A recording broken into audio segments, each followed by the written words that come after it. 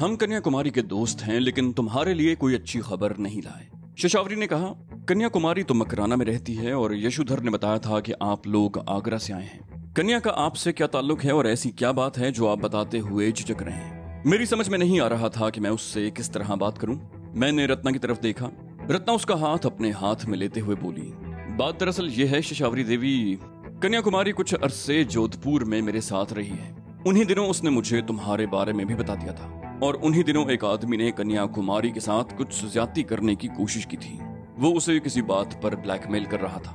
कन्या ने मुझे बता दिया था कि असल मसला क्या है। उससे कुछ अरसा पहले उस शख्स ने कन्याकुमारी के साथ प्रेम का नाटक रचाकर उसकी कुछ काबिल एतराज तस्वीर खींच ली थी और वो उन्हें तस्वीरों से ब्लैकमेल कर रहा था। मैंने उसे पुलिस के हवाले कर दिया। कन्याकुमारी नौकरी छोड़कर जोधपुर से कहीं और चली गई और मैं भी कुछ अरसे के बाद आगरा चली गई। मैंने आगरे में शादी कर ली। ये मेरे पति हैं मदन लाल। उसने मेरी तरफ इशारा किया।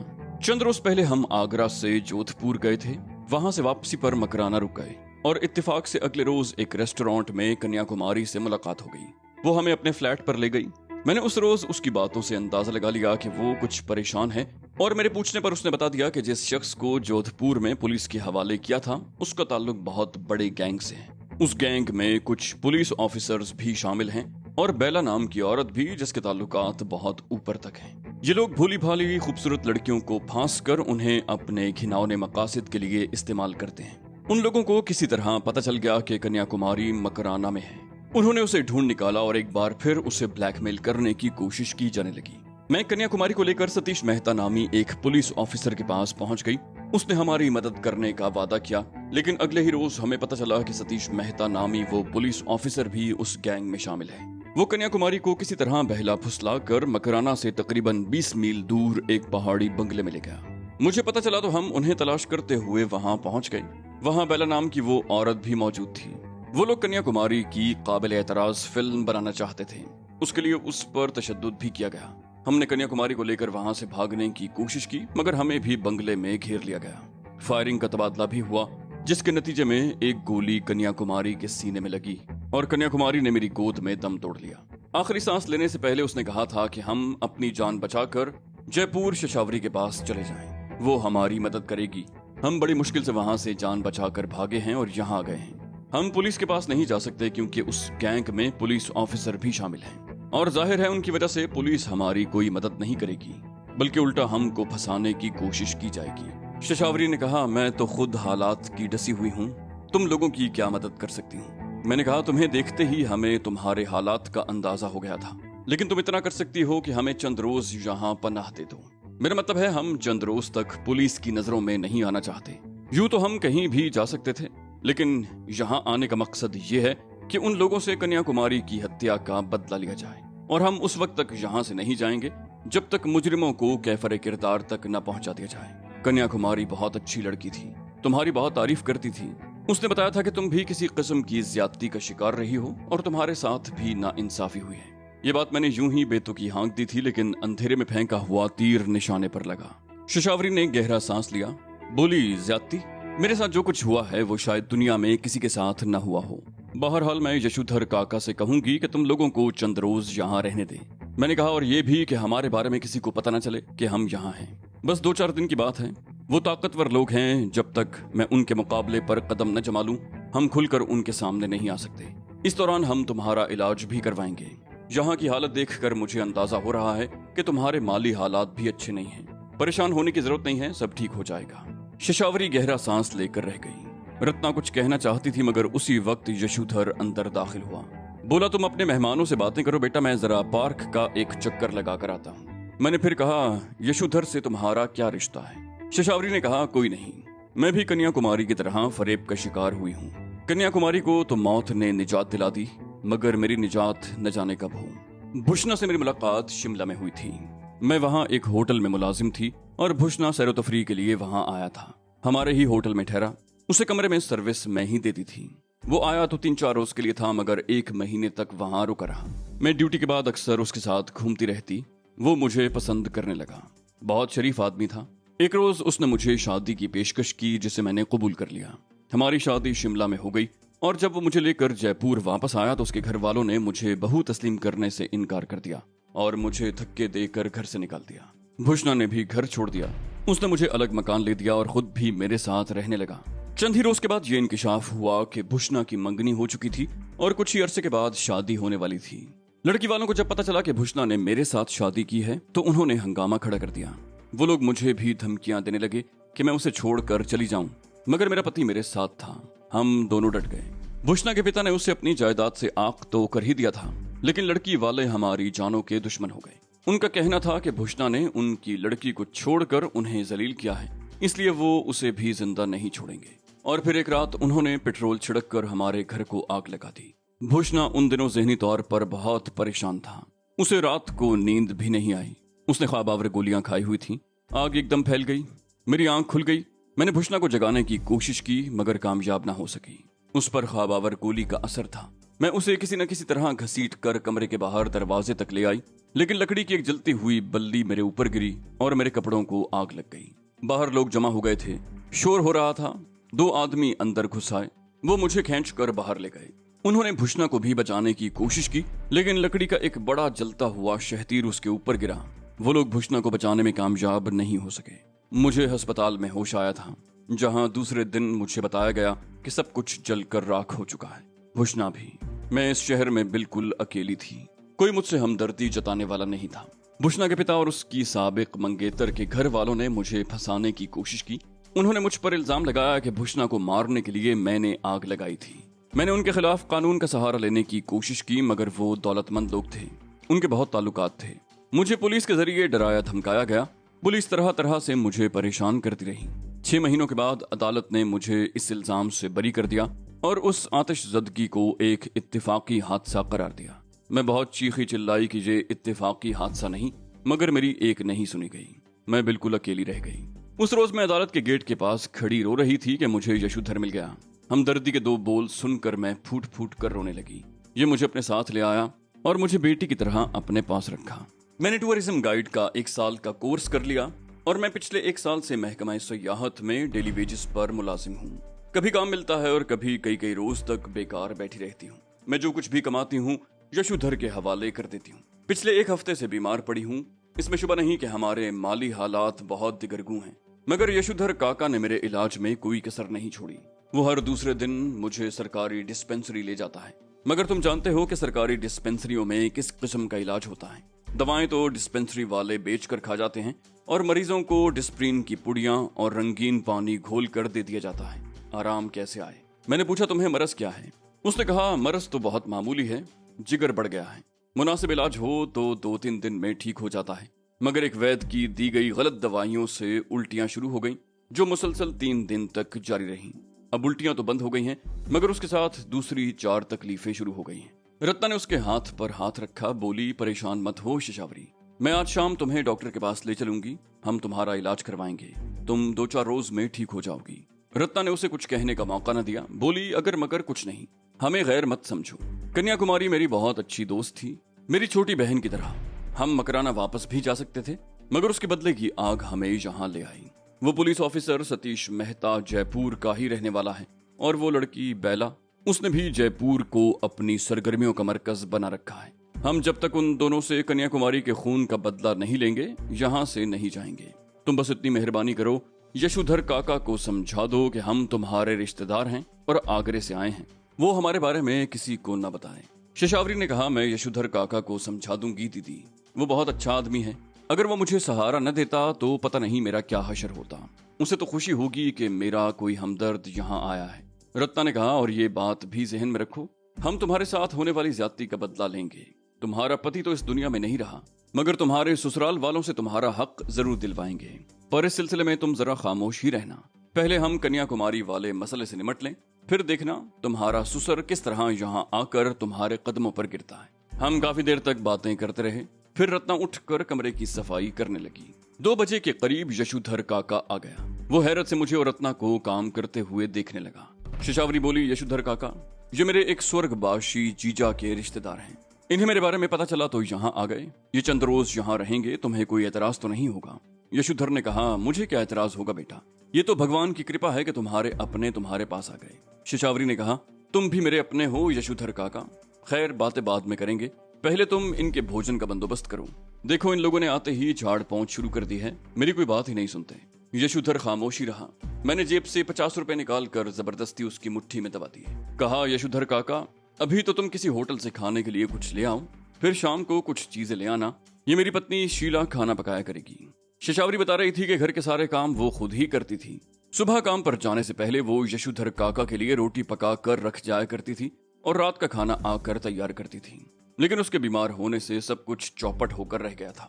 मैंने कहा, साथ वाला क्वार्टर खाली है, यहाँ कोई नहीं रहता क्या? यशोधर काका अकेला ही पूरे पार्क की देखभाल करता है? शशावरी ने कहा, नहीं, यहाँ 3 माली हैं, बाकी दोनों आगे बस्ती में अपने घरों में रहते हैं। एक और माली पहले यहाँ साथ वाले क्वार्टर में रहता था, लेकिन दोनों कमरों की छतें टूटी हुई हैं, इसलिए वो बस्ती में चला गया। यशोधर काका ने कई मर्तबा अपने महकमे को क्वार्टर की मुरम्मत के लिए लिख कर दिया है, मगर कोई तवज्जो ही नहीं देता। अफसरों के बंगलों पर तो हर वक्त काम होता रहता है, पर गरीबों को कौन पूछता है? मैंने कहा, हाँ, ये बात तो है, गरीब ही हर जगह पिसता है। रत्ना ने घर का नक्शा ही बदल दिया था। शशावरी बात बात पर हमारा शुक्रिया अदा कर रही थी। मैं उस वक्त बरामदे में एक कुर्सी पर बैठा हुआ था। रत्ना ने शशावरी को भी बरामदे में चारपाई पर बिठा दिया। बाहर पार्क की तरफ बच्चों वगैरह के शोर की आवाजें सुनाई दे रही थी। मैंने उठकर बाड़ में एक जगह से झांका। पार्क में बड़ी रौनक थी, सैकड़ों की तादाद में लोग मौजूद थे। बच्चे भी शोर मचाते हुए एक दूसरे के पीछे भाग रहे थे। मैं दोबारा बरामदे में आकर कुर्सी पर बैठ गया। मैंने शशावरी से पूछा, लेडी डॉक्टर का क्लिनिक कहाँ है? उसने हाथ से इशारा करते हुए कहा, उस तरफ पार्क के साथ, सड़क के दूसरी तरफ। डॉक्टर एंजेला 6 बजे आती है। मैंने कहा, रत्ना तुम्हें साथ ले जाएगी, और हाँ, अगर तुम्हारे पास फालतू कपड़े हों तो एक जोड़ा रत्ना को 2-4 दिन के लिए दे दो। वो बोली, मेरे पास 4-5 जोड़े हैं, दीदी कोई सभी पहन ले, मेरे ख्याल में मेरे कपड़े से पूरे आ जाएंगे। रत्ना उसे सहारा देकर अंदर ले गई और चारपाई के नीचे से ट्रंक निकाल कर खोल लिया और उसमें रखे हुए कपड़ों का जायजा लेकर एक जोड़ा निकाल लिया। पानी का ड्रम आंगन में रखा हुआ था। रत्ना शशावरी को एक बार फिर बाहर ले आई, उसका मुंह हाथ धुलाया, अंदर ले जाकर उसके कपड़े तब्दील किए और फिर खुद तैयार होने लगी। रत्ना को देखकर मेरे होंठों पर खफीफ सी मुस्कुराहट आ गई। शोखोशंग फूलदार कपड़े की शलवार कमीज और रंग बिरंगी चुनरी थी। उसने चुनरी इस तरह ओढ़ ली कि चेहरा छुप गया। रत्ना ने शशावरी से पूछा, बुखार हो रहा है तुम्हें? पैदल चल लोगी? वो बोली, यशोधर काका मुझे साइकिल पर बिठा कर ले जाता है, वो बस अभी आता ही होगा। तकरीबन 15 मिनट के बाद यशोधर और उसके साथ 2 और आदमियों को आते देखकर मैं कमरे में चला गया। वो दोनों भी माली ही थे। दोनों घास काटने वाली मशीनें खींचते हुए ला रहे थे। वो दोनों अपना सामान कंपाउंड में ही रख कर वापस चले गए। मैं भी कमरे से बाहर आ गया। यशोधर को मालूम था कि शशावरी को डॉक्टर के पास जाना है, इसलिए वो भी फौरन ही कमरे से अपनी साइकिल को खींचने लगा। रत्ना उनके साथ साथ चल रही थी। मैं क्वार्टर के इर्द गिर्द घूम फिर कर जायजा लेने लगा। क्वार्टर के पिछली तरफ भी खुली जगह थी। उस तरफ गार्डिनिया की बाड़ नहीं थी, अलबत्ता झाड़ियों वगैरह से हदबंदी कर दी गई थी। एक तरफ सूखी लकड़ियों का ढेर भी था। उससे तकरीबन 50 गज आगे पार्क का जंगला था, जिसके दूसरी तरफ 20-25 फुट चौड़ी सड़क थी और उससे आगे रिहायशी बंगले थे। झाड़ियों की बाड़ के करीब ही एक कोने में कच्ची ईंटों की दीवारें खड़ी करके टॉयलेट भी बना हुआ था, जिसके दरवाजे पर टाट का पर्दा पड़ा हुआ था। मैं घूम फिर कर दोबारा कंपाउंड में आ गया और कुर्सी पर बैठकर सूरत हाल का जायजा लेने लगा। मकराना में तो खूब हंगामा मचा हुआ होगा। बेला को भी पता चल गया होगा कि हम इतने रोज मकराना में कहाँ रूपोश रहे थे और किस तरह वहां से फरार हुए थे। एसीपी सतीश मेहता के बारे में अगर ये पता चल गया होगा कि वो रोशन बाबू के बंगले में हमारी मौजूदगी से आगाह था, तो उसकी शामत ही आ गई होगी। बेला को भी पता चल गया होगा कि हम जयपुर की तरफ फरार हुए हैं, वो भी जयपुर पहुंच चुकी होगी। और अब तक तो रोशन बाबू की उस कार का भी पता चल गया होगा जो हमने लारी अड्डे के पास लावारिस छोड़ी थी। कार से बरामद होने वाली राइफल ने पुलिस को सारी कहानी समझा दी होगी। जयपुर में हमारी तलाश शुरू हो चुकी थी और ये तलाश किस पैमाने पर और किस अंदाज में हो रही थी, उसका अभी तक मुझे कुछ अंदाजा नहीं था। रत्ना और शशावरी की वापसी तकरीबन 1 घंटे के बाद हुई थी। उस वक्त अंधेरा फैल रहा था। शशावरी को बिस्तर पर बिठाकर रत्ना ने दोनों कमरों में केरोसिन लैंप जला दिए और दूसरे कमरे में चूल्हा जलाकर चाय बनाने लगी।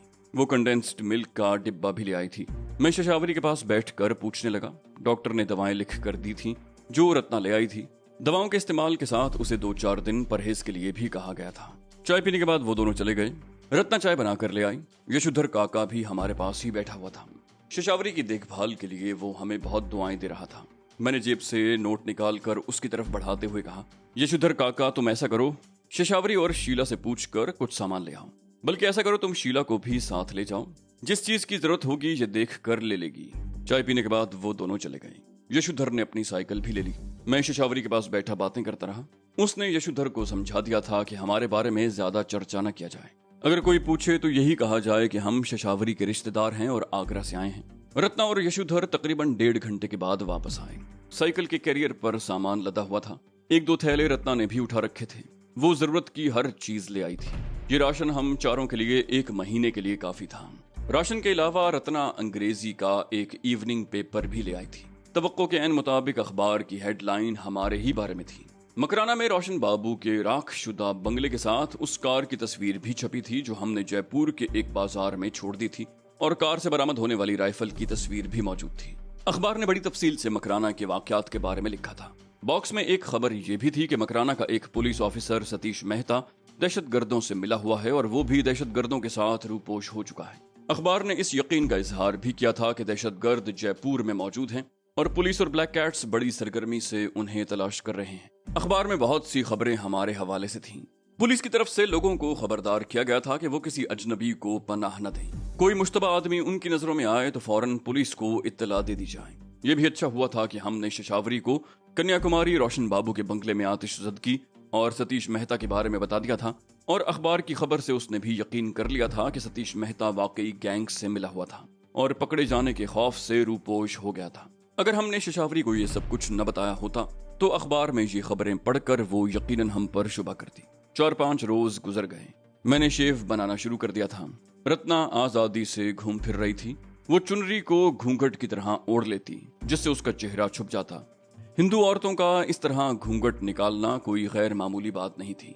जरूरत की चीजें लेने के लिए रत्ना दिन में 1-2 मर्तबा पार्क के दूसरी तरफ वाक़े बाजार का चक्कर लगा लेती।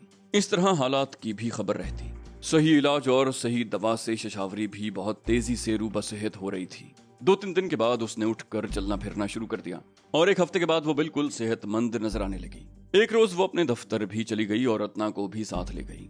उनकी वापसी दोपहर के लगभग हुई। महकमा सयाहत को भी अलर्ट कर दिया गया था कि वो अजनबियों पर निगाह रखे, और महकमा सयाहत के होटलों और गेस्ट हाउसेस को भी वार्निंग दे दी गई थी कि वो उन जगहों पर कयाम करने वाले मशकूक लोगों के बारे में पुलिस को इत्तला देते रहें। 2-3 दिन और गुजर गए और फिर मैंने शशावरी से असल काम लेने का फैसला किया। हमारा जयपुर आने का मकसद बेला से वो सूटकेस हासिल करना था जिसमें लाखों की दौलत थी। शशावरी को बेला के बारे में मालूमात हासिल करने की जिम्मेदारी सौंपी गई। उसे ये तो बावर करवा दिया गया था कि कन्याकुमारी के कत्ल में सबसे ज्यादा हिस्सा बेला का है, इसलिए हम सबसे पहले बेला से ही निपटना चाहते हैं। शशावरी बड़ी खुश उसलूबी से काम कर रही थी। उसने 2-4 दिन बाद ही बेला का सुराग लगा लिया और उसने ये इंकशाफ भी किया कि बेला रॉ की ऑफिसर है। मैंने कहा इसका मतलब है उस गैंग की जड़ें बहुत दूर तक फैली हुई हैं। बहरहाल हमने किसी को छोड़ना नहीं है। मजीद 2 दिन बाद शशावरी ने बेला के बारे में और भी बहुत सी मालूमात हासिल कर ली। वो संसार चंद्र रोड पर वाक़े एक बंगले में रह रही थी। उसके साथ सिर्फ एक मुलाजिमा थी। और फिर उसके अगले रोज हमने आखिरी कदम उठाने का फैसला कर लिया। मैं और रत्ना 10 बजे के करीब शशावरी के क्वार्टर से निकले और एक ऑटो रिक्शा ने हमें 20 मिनट में संसार चंद्र रोड पर पहुंचा दिया। वो बंगला तलाश करने में हमें ज्यादा दुश्वारी नहीं हुई। कॉल बेल के जवाब में दरवाजा अधेड़ उम्र मुलाजिमा ने खोला था। मैंने कहा, मैडम को बताओ माउंट अबू से मेहमान आए हैं, लेकिन मैडम के पास कोई मेहमान तो नहीं है। मुलाजिमा ने कहा, जी नहीं, वो अकेली है। मैंने कहा, चलो हम तुम्हारे साथ ही चलते हैं। हम मुलाजिमा के साथ अंदर आ गए। बरामदे वाले दरवाजे में दाखिल होते ही बहुत शानदार कॉमन रूम था। मुलाजिमा ने दाईं तरफ इशारा किया, बोली बेला देवी उस कमरे में हैं, मैं उन्हें बुलाती हूँ। मैंने मुलाजिमा को वहीं रोक दिया, कहा नहीं, तुम यहीं रुको, हम उसे सरप्राइज देना चाहते हैं, तुम हमारे लिए चाय बनाओ। मुलाजिमा वहीं खड़ी रही। मैं और रत्ना राहदारी में चलते हुए उस कमरे में आ गए। बेला बेड पर नीम दराज कोई किताब पढ़ रही थी। मैंने कहा, हेलो बेला। बेला ने सर उठाकर हमारी तरफ देखा और फिर दूसरे ही लम्हे उछल पड़ी। बोली, तुम? मैंने जेब से पिस्तौल निकाल लिया, कहा, आराम से बैठी रहो, हम दोस्त बनकर आए हैं। बेला अपनी जगह बेहिस्सो हरकत हो गई। वो फटी फटी आंखों से हमें देखती रही। बेला के बारे में आप अभी तक बहुत कुछ जान चुके हैं। वो बहुत मजबूत आसाब की औरत थी। वो कई मर्तबा संगीन तरीन सूरत हाल से दो चार हुई थी। मौत को सामने देख कर भी उसने अपने हवास बहाल रखे थे और आखिरी लम्हात में उसने कोई फैसला करने में भी कोई गलती नहीं की थी। उस वक्त भी अपने बंगले में मुझे अपने सामने देखकर वो कुछ देर के लिए हवास बाख्ता तो जरूर हुई, लेकिन उसने फौरन ही अपने आप पर काबू पा लिया। वो चंद लम्हे फटी फटी सी नजरों से हमारी तरफ देखती रही, फिर उसके चेहरे के तासुरात बदल गए। तनाव बतदरीज कम होता चला गया, आंखों में भर आने वाली वहशत भी कम हो गई। वो बेड की पुश्त से टेक लगाए टांगें दराज किए बैठी हुई थी। उसने हाथ में पकड़ी हुई किताब तकिए के करीब औंधी करके रख दी और टांगे समेटते हुए साइड टेबल की तरफ हाथ बढ़ाया ही था कि मैंने उसे गुर्राते हुए रोक दिया। नहीं बेला, तुम अपनी जगह से हरकत नहीं करोगी। बेला के होंठों पर मुस्कुराहट आ गई। बोली, सिगरेट? मैं सिगरेट का पैकेट उठाना चाहती हूँ। तुम देख रहे हो कि टेबल पर कोई पिस्तौल वगैरह नहीं है। साइड टेबल पर कुछ और चीजों के अलावा सिगरेट का पैकेट भी रखा हुआ था। पिस्तौल या इस किस्म की कोई चीज नहीं थी जिसे हथियार के तौर पर इस्तेमाल किया जा सके। मैंने उसे सिगरेट का पैकेट उठाने की इजाजत दे दी। बेला ने पैकेट उठाकर एक सिगरेट निकाला और माचिस या लाइटर के लिए मेज पर इधर उधर देखने लगी। वो बड़बड़ाते हुए टेबल पर रखी हुई चीजों पर हाथ मारने लगी। बोली, लाइटर कहाँ है? यहीं तो रखा था मैंने। मैं गहरी नजरों से उसकी तरफ देख रहा था। वो जानती थी कि वो उस वक्त मेरे पिस्तौल की जद में है, मगर उसका इत्मीनान और सुकून काबिल तारीफ था। वो कुछ देर तक मेज पर हाथ मारती रही, फिर किसी कदर उचक कर कुछ और ऊपर हो गई और तकिए के नीचे हाथ मारने लगी। तकिए का कोना जैसे ही ऊपर उठा, पिस्तौल के दस्ते की झलक देखकर मैं उछल पड़ा। दूसरे ही लम्हे मैंने अपनी जगह से छलांग लगा दी। बेला ने भी बड़ी तेजी से हरकत की थी। उसने एक तरफ हटते हुए तकिए के नीचे रखे हुए पिस्तौल पर हाथ डाल दिया। ये इत्तेफाक था कि उसका हाथ पिस्तौल की नाल पर पड़ा, लेकिन इससे पहले कि वो कोई और हरकत कर सकती, मैं उसके ऊपर जा गिरा। धक्का लगने से उसका सर पलंग की पुश्त से टकराया। उसके मुंह से हल्की सी चीख निकली। उसके साथ ही मैंने अपने हाथ में पकड़े हुए पिस्तौल से उसकी गर्दन पर जरब लगाई। उसके मुंह से एक और चीख निकली। उसने एक हाथ से अपना सर और दूसरे हाथ से गर्दन थाम ली। मैंने तकिए के नीचे से पिस्तौल निकाल लिया और उछल कर पलंग से नीचे उतर आया। बेला वाला पिस्तौल रत्ना के हवाले किया और कहा, अब ये कोई ऐसी हरकत करे तो गोली मार देना।